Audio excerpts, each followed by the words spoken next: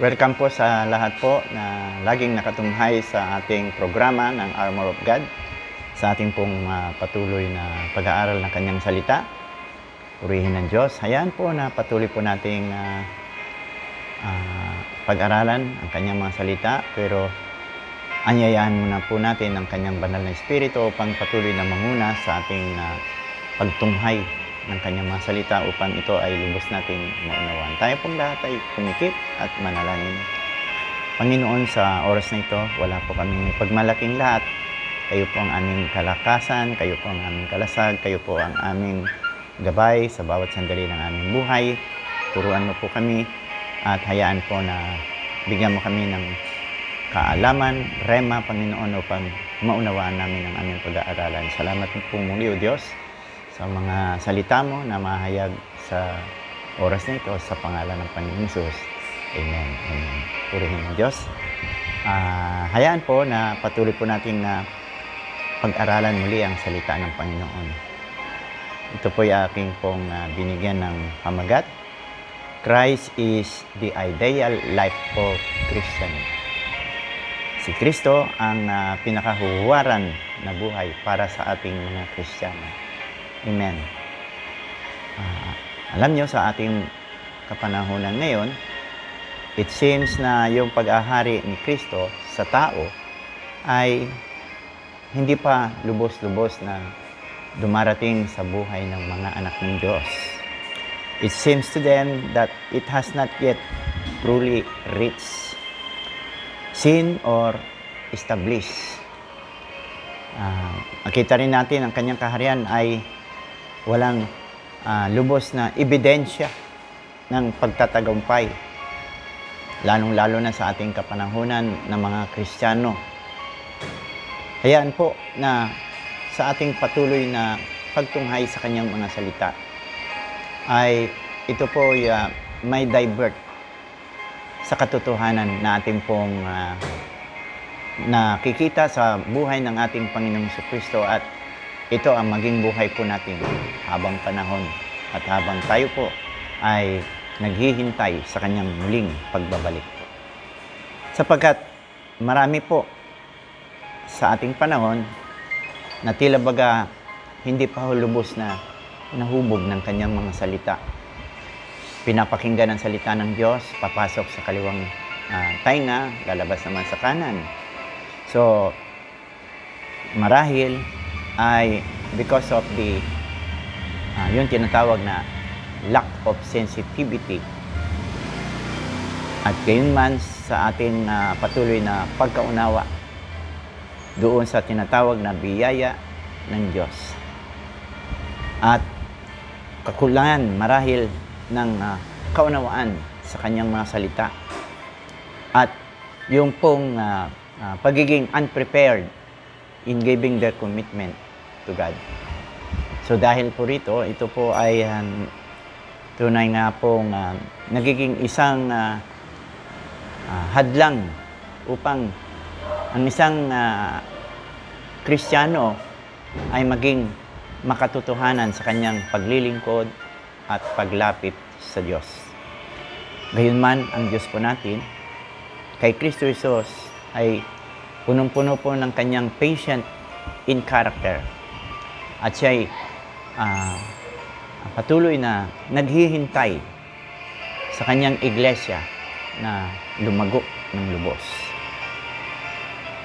Ang sabi po ng 2 Peter chapter 3 verse 9, "The Lord is not slow to fulfill His promise, as some count slowness, but is patient toward you, not wishing that any should perish, but that all should reach repentance. He does not want anyone to be destroyed, but wants everyone to repent." So, ang ating pong Panginoon ay mapagpahinuhod. He's waiting on us. Pero alam niyo mga kapatid, yung kanyang paghihintay sa atin, it means na talagang siya po yung Diyos na nais niya na ang lahat, tayong lahat, ay mga ligtas lahat. Ayan, dahil ito'y nalaman natin mga katotohanan ito, ay mas lalo po tayong maging tapat at totoo sa Kanya. Yamang ninais niya na tayo'y maligtas sa ating buhay na ito sa mga darating ng panahon at hindi mahatulan. Hayaan po na kailangan nating gisingin ang natutulog nating mga espiritu upang sa gayon ay maging lubos na tayo'y nasa kahandaan kung dumating man ang mga takdang panahong ito. Kaya nga, ito ang rason why God became man sa kanyang pagpapahinuhod sa atin upang ipakita sa atin how human being be possible to live in victory against sin and live in the will of God and enjoy too the life that has a great peace, abundance through the life of obedience. Yan po ang nais ng Panginoon, mga kapatid, na tamasahin natin. Yung life of obedience. Upang sa gayon ay, kung tayo po ay meron ito, mga kapatid, ay marami pa ho tayong magawa sa kalooban ng Panginoon. Yamang ninais ng Panginoon ang kanyang kalooban ay mangyari maganap, hindi lamang sa langit, kundi maging sa ating kinatatayuang lupa ay makita ang kaluwalhatian ng Diyos, samantalang ang mga anak niya ay narito sa lupa. Ang sabi po ng Isaiah 48 verse 18 hanggang 19, ito po ang sabi, "If only you had paid attention to my commands, your peace would have been like a river, your well-being like the waves of the sea. Your descendants would have been like the sun, your children like its numberless grains. Their name would never be blotted out, nor destroyed from before me." So makita po natin, mga kapatid, doon sa mga taong sumusunod at nagbibigay ng atensyon sa salita ng Diyos.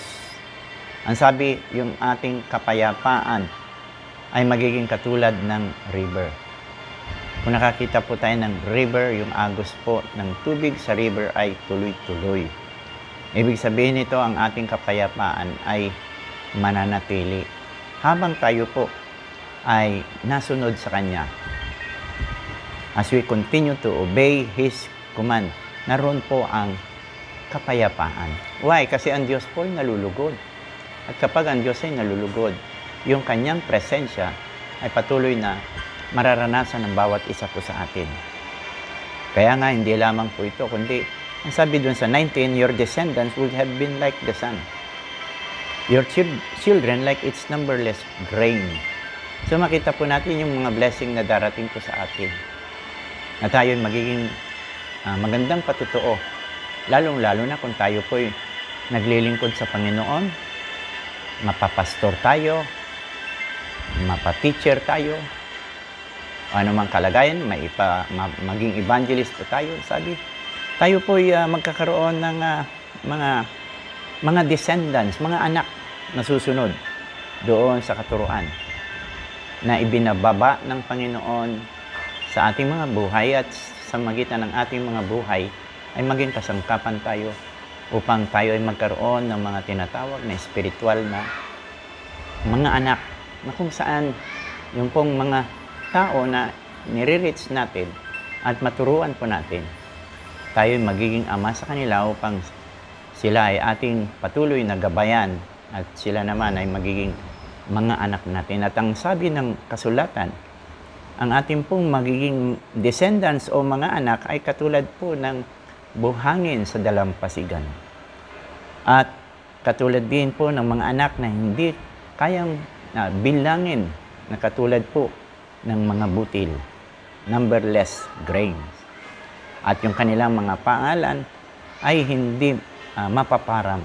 Ibig sabihin nito, sila ay mananatili at hindi mapapahamak. So, yun po yung isa sa mga rewards po na pwede po nating asahan. Ito'y nagpapatunay na ang Diyos ay sumasa atin. So, kailangan maunawaan natin ang mga salita ni Kristo na inihayag ngayong oras na ito. For God in Christ, sabi nga, has shown to us the ideal life, which is full of challenges. As Christ lives and demonstrated the life that brought life-changing and love to God, to all who are faithful and devoted. Kaya nga, sa atin po, dahil alang-alang ko sa atin, pinakita ng Lord ang mga bagay, ang mga reward na kung saan ay sa pamamagitan ng kanyang buhay ay nakita po natin kung paano po tayo magiging katulad niya. Kaya nga yung kanyang buhay is a great challenge sa atin. Siya rin yung ating pattern na dapat po nating gayahin. We need to imitate the life of Christ. At totoo nga, in the scripture, we see how Jesus had prevailed in winning the world and of the devil. For He gave His life obediently. So makita po natin na yung sikreto ng ating Panginoong Jesucristo kung paano niya tinalo si Satanas at tinalo ang sanlibutan against sa kanyang buhay. It is because He has the life of obedience. Meron po siyang isang buhay ng pagsunod. Not only that, He is willingly to do what God His Father had commanded Him. Talagang willingly siya sumunod at ginawa ang kalooban ng kanyang amang nasa langit. At siya po'y nagtagumpay. He won and finished the race. And in this manner, He became the source of eternal life, the salvations for those who come to Him. So, sa magitan nito, dahil kanya pong napagtagumpayan at tinapos niya yung kanyang takbuhin sa buhay na ito, ang sabi nga po, He became the source of life of eternal salvations for those who come to Him. Ang sabi nga po ng Biblia, doon sa Hebrews chapter 5, verse 8 hanggang 9, bagamat siya'y anak, gayon may natuto ng pagtalima sa pamamagitan ng mga bagay na kanyang tiniis. At nang siya'y mapaging sakdal, ay siya ang gumawa ng walang hanggang kaligtasan ng lahat ng mga nagsisitalima sa kanya. So makita natin yung kanyang buhay as a great example na kailangan po natin ma-imitate, magaya, mga kapatid. Now, nais ng Panginoon na maunawaan mo ito kung paano mo siya gagayahin. How can we follow Christ as ideal for our life? Paano natin siya masusundan? Purihin ang Panginoon. Number 1, we should establish the way of life of commitment with God. Kailangan maging fix tayo doon sa commitment natin sa buhay nito sa Diyos. At doon sa pagiging fix ng ating pong commitment sa Kanya, hindi po nag-wiggle ang ating pagpapatuloy na paglilingkod sa Kanya. It is because we love Him.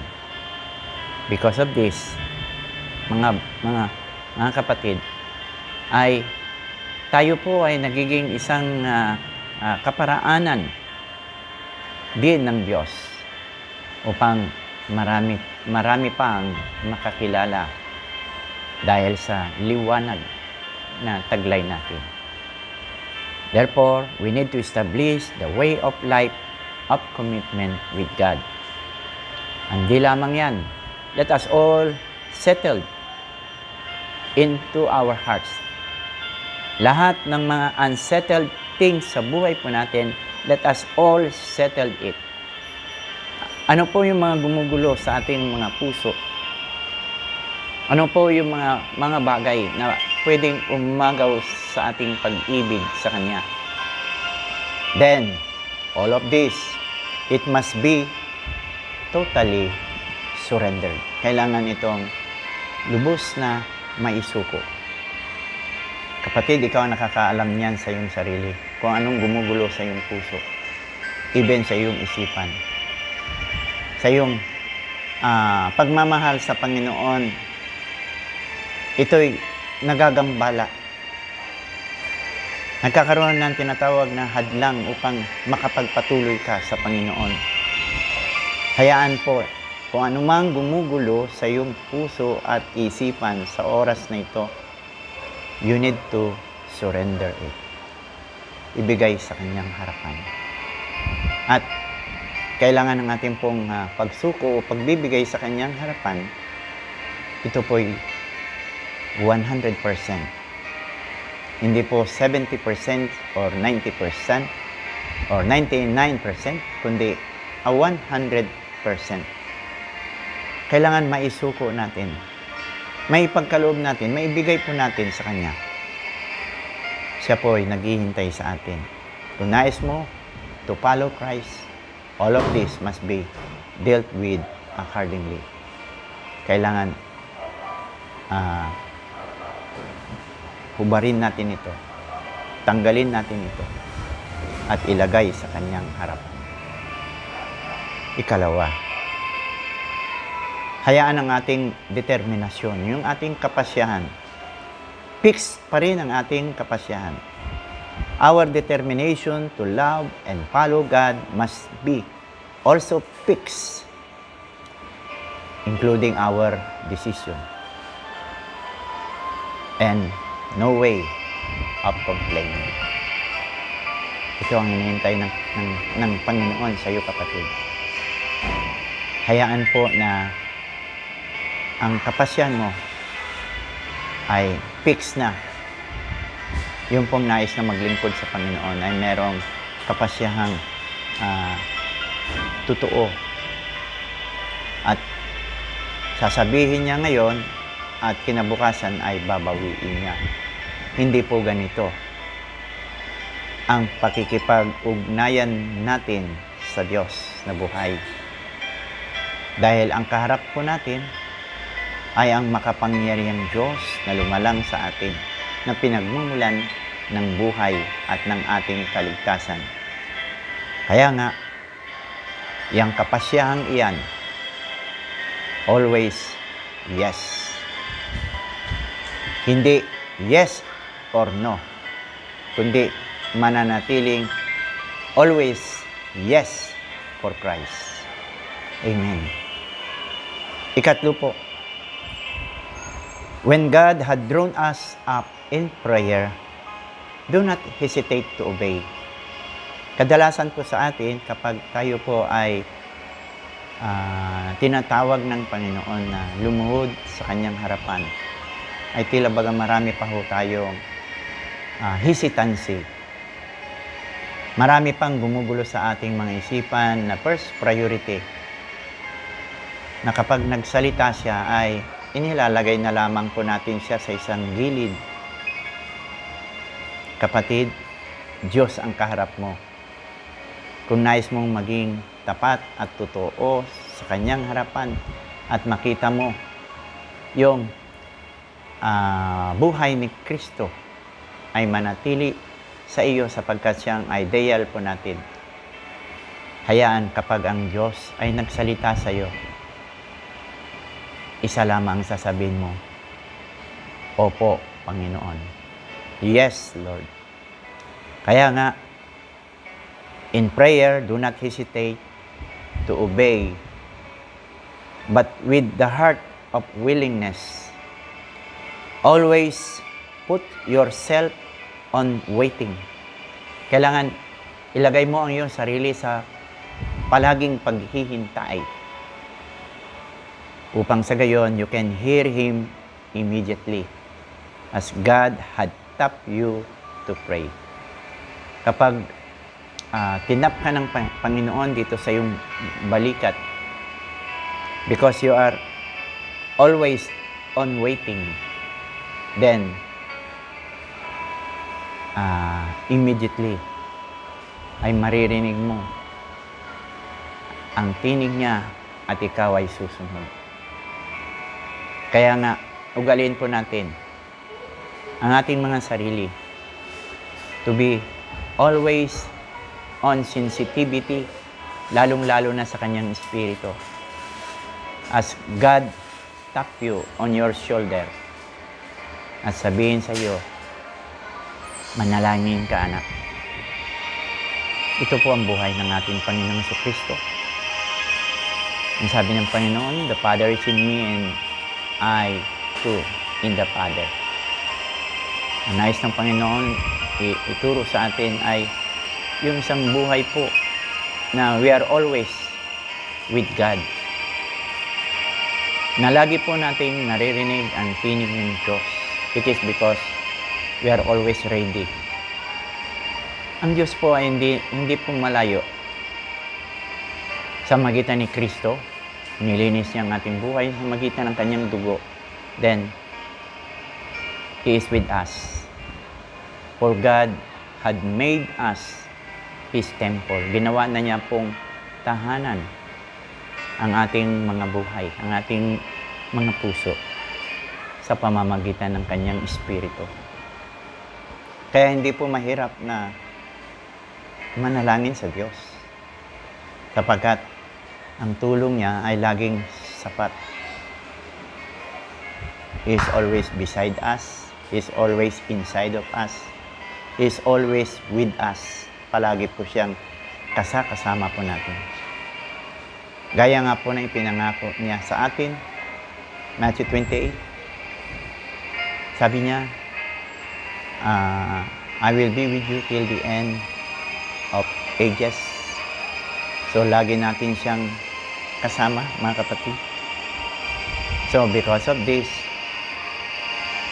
pakinggan mo ang sinasabi ng Espiritu na nasa iyo. God is drawing you in prayer. Because in prayer, yung ating relasyon ay magiging mas lalong napakalapit. And we are so closer sa ating Panginoon. At ikaapat, entrust yourself to God by continuous emptying yourself until God had said to you, you have finished your course of obedience. Well done, my little child. So ito po ang hinihintay ng Panginoon. Yung pong ating mga sarili, we need to empty it. Diba? At mayroong sinabi ang salita ng Diyos. I am crucified with Christ. I no longer live, but Christ lives in me. Ikaw at ako ay nakapako na kay Kristo. Ang ating mga kamay ay naipako ng kasama si Kristo. At hindi na tayo ang nabubuhay, kundi siya na ang nabubuhay sa atin. We need to empty ourselves. Itali natin ang ating mga sarili upang hindi na ito ang kikilos, upang ang Diyos na ang kikilos. Amen? At sa pamamagitan nito, gaya ng ating Panginoong Jesucristo, na kanyang ibinigay ang kanyang sarili, at hindi na siyang nabubuhay, kundi ang banal na Espiritu na ang nagmamaniobra sa kanyang buhay. Mabasa natin yan sa Philippians chapter 2 verse 6. Ang sabi doon, who being in very nature God, did not consider equality with God something to be used to His own advantage.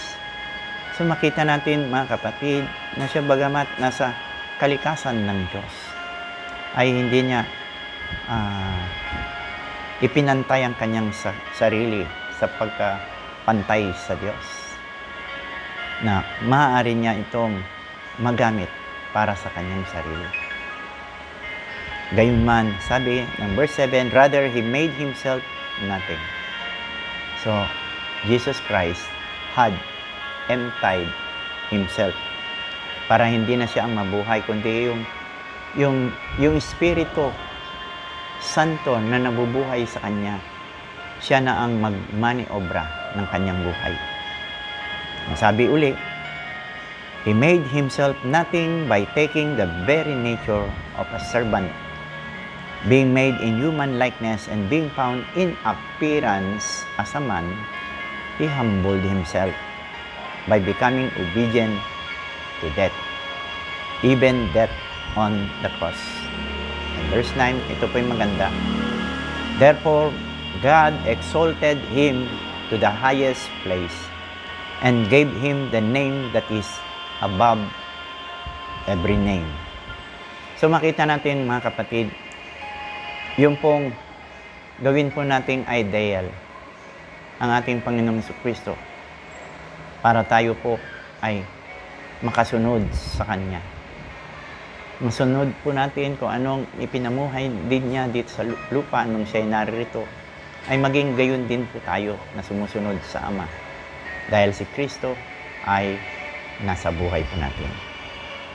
Amen? At ikalima, in following Christ, we should count the cost. Sa ating pong pagsunod sa ating Panginoong Jesucristo, kailangan nating bilangin ang halaga ng ating patuloy na pagsunod sa Kanya. Sabi, ano ba ang kahulugan ng counting the cost? Yan po ay nasa Luke chapter 14 verse 28. Ang ating Panginoong Jesucristo, mga kapatid, Kanya pong hinubad ang lahat upang ipakita yung tinatawag na discipleship, na kung saan ay mahayag yung disiplina na Kanyang ipapasa sa iba ay makita muna sa buhay niya. There were great crowds following Him. Marami. Lahat, mahal siya. Mahal din ang mga miracles at mga pagpapagaling na sumasa Kanya. So, ang mga tao ay kinalipumpunan po siya. At halos karamihan sila ay nakatikim ng pagkain mula sa mga milagro ng kamay ng Panginoon. At siya yung naging tampulan ng kwentuhan ng mga tao. Ngunit sa kanilang mga puso, sapagat alam ng Panginoon ang kanilang mga puso, He knew they desired the benefits of what He did. Sapagat ang hinahanap nila yung mga pansamantalang mga bagay na naririto lamang sa lupa. At hindi nila inunawa kung ano ba talaga ang mas mahalaga o matimbang sa kanilang buhay. Kung yung bang nakikita nilang mga himala at sila'y pinakain, o yung makilala siya ng lubos kung sino talaga siya. Oo, mahal nila ang gifts at hindi ang totoong buhay. Kaya nga, sila ay pinagpahayagan ng Panginoon. Ano ba talaga ang maging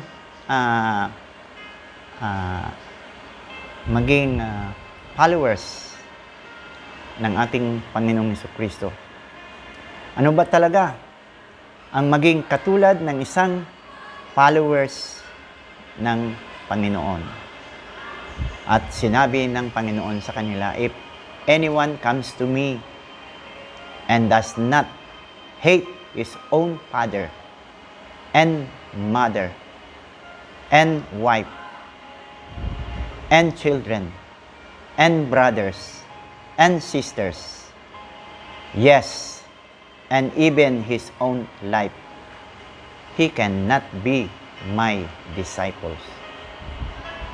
Whoever does not bear his own cross and come after me cannot be my disciple. For which of you desiring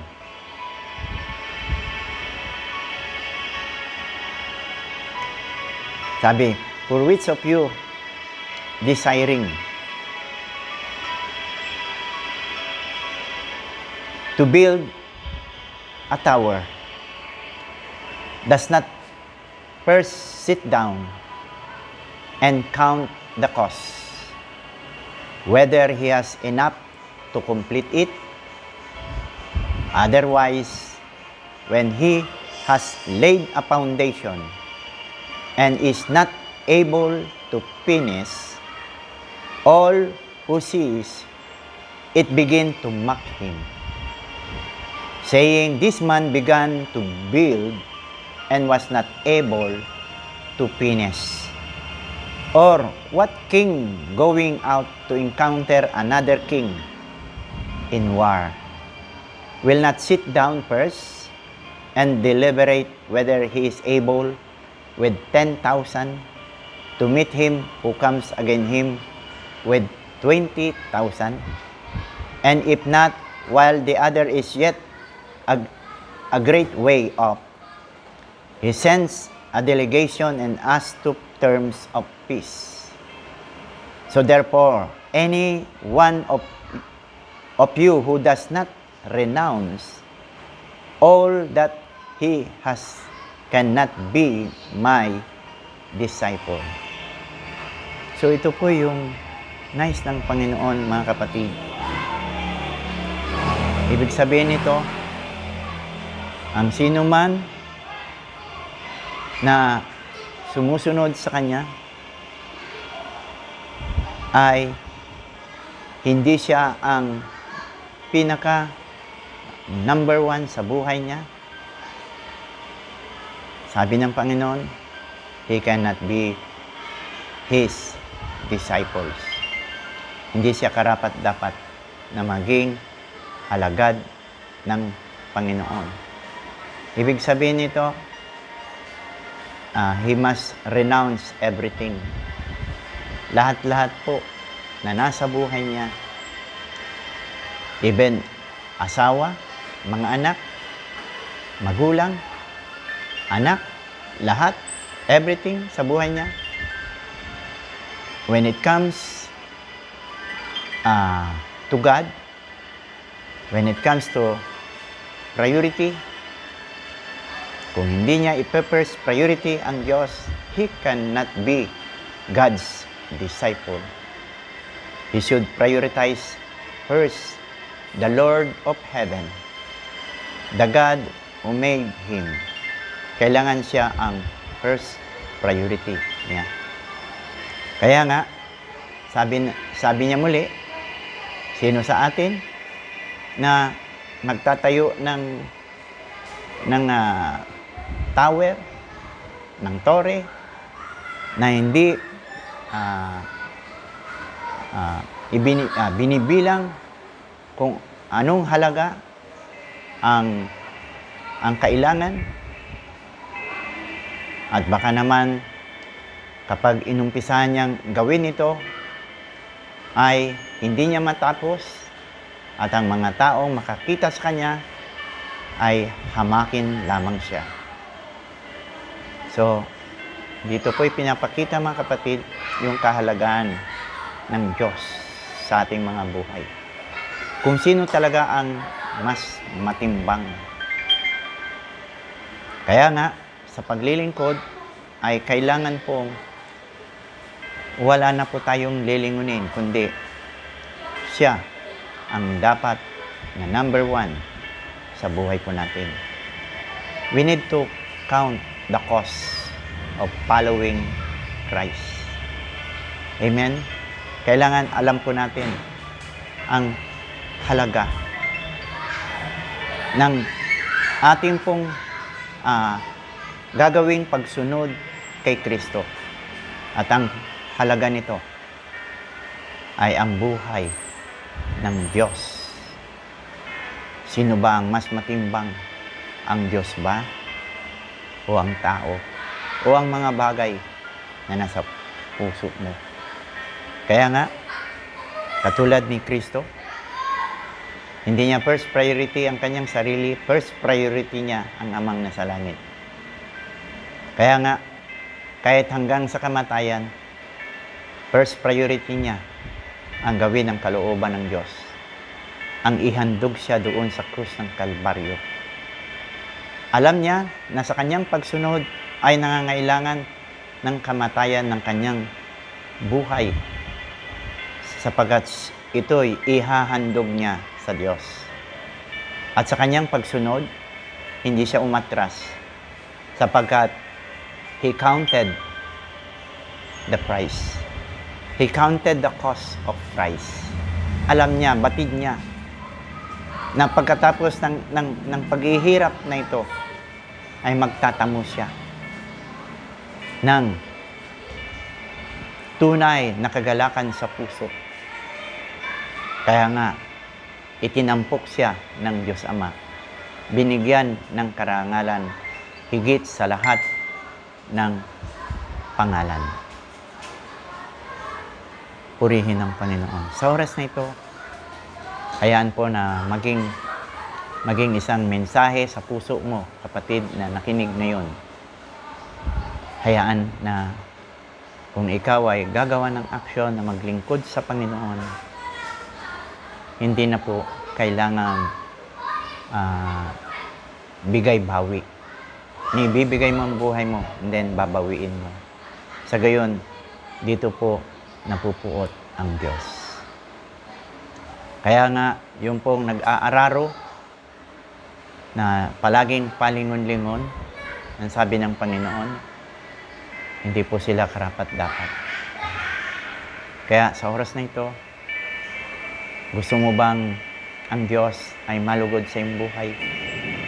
Yamang ikaw ngayon, ibinigay mo ng buhay mo, ipinagkaloob mo ng puso mo sa Panginoon, wala nang bigay-bawi. Ibinigay na natin ang buhay natin sa Kanya, and then babawiin din natin. Marami po na tinanggap ang Panginoong Kristo, pero dahil sa kahirapan ng buhay, gumigive up po sila, binabawit nila. At sa gayon, hindi po sila naliligtas, kundi napapahamak pa at napapalayo. Salamat sa mensaheng ito, sapagkat ang mensaheng ito ay paghahanda sa atin sa araw ng Kanyang muling pagbabalik upang maging karapat-dapat tayong mga anak niya. At hindi lamang yan, tayong mga tinawag ng Panginoon, ng mga lingkod niya, ay maging tapat sa Kanya sa lahat ng panahon, maging sa panalangin, maging sa pagbubulay-bulay, sa lahat ng oras at paglilingkod. Kung marinig natin ang tinig ng Diyos, always, yes, Lord. At lagi po tayong tumatalima. So sa oras na ito, hayaan manalangin po tayo. Magpasalamat po tayo sa Kanya. Dahil sa oras na ito, tinanggap po natin ang isang dakilang mensahe na patuloy na magpapabago ng ating mga buhay. So everyone, close your eyes. Let us pray. Maraming salamat po, O Diyos, sa oras na ito, Ama. Patuloy po kaming lumalapit, Panginoon, sa iyong banal na presensya. Tunay nga po, Ama, na ikaw ang aming kalakasan, ikaw ang aming Diyos, na patuloy na sa amin ay gumagabay. Ikaw lamang, Panginoon, O Diyos, ang nagbibigay sa amin, Panginoon, ng tunay na kahulugan ng paglilingkod namin. Panginoon, ngayon narito na po kami sa iyong presensya. Hindi na po kami aatras. Ang buhay po namin ay nasa iyo na. Wala na pong bigay-bawi, Panginoon, kundi totoong maglilingkod sa iyo habang kami nabubuhay. Panginoon, gamitin mo ang aming buhay at hayaan ang iyong kalwalatian ay palaging sasama sa amin habang kami ay gumagawa nito. Ang pangalan mo naman ay mas lalong naitataas. Hindi ang kami makilala, kundi ikaw ang makilala. Kaya maraming salamat po, Ama, na marami sa mga nakatunghay ngayon. Pagpalain mo po sila at patuloy na basbasan, Panginoon. Salamat. Ito po ang halaga ng aming paglilingkod sa iyo. Ang paglingkuran ka ay isang gantimpala na sa amin. Ang mahayag ka sa aming buhay ay isang gantimpala na sa amin. Higit sa lahat, Panginoon, ikaw ang matampok palagi sa aming buhay at sa gayon, kami lahat, Panginoon, pagdating ng takdang panahon ng iyong kaluwalhatian, kami rin, Panginoon, sa pangalan mo ay mapaparangalan. Salamat po, ang karangalan nais namin ay ang karangalan ng iyong pangalan na ikaw ay maitaas at masamba ng lahat. Sapagkat sa iyong pangalan, itong pangalan na karapat-dapat na pangalan na sambahin ng lahat ng tao sa mundong ito. Kaya maraming salamat po, Ama, maraming. Sa oras na ito, pagpalain mo mga anak mo na nakatunghay ngayon. Salamat po, Ama, na marami. Pagpalain mo kaming lahat sa matamis na pangalan ng Panginoong Hesus. Amen and amen. So, purihin ang Diyos na buhay at patuloy po na pagpalain po tayo ng ating Diyos sa pangalan ni Kristo Jesus. Amen and amen.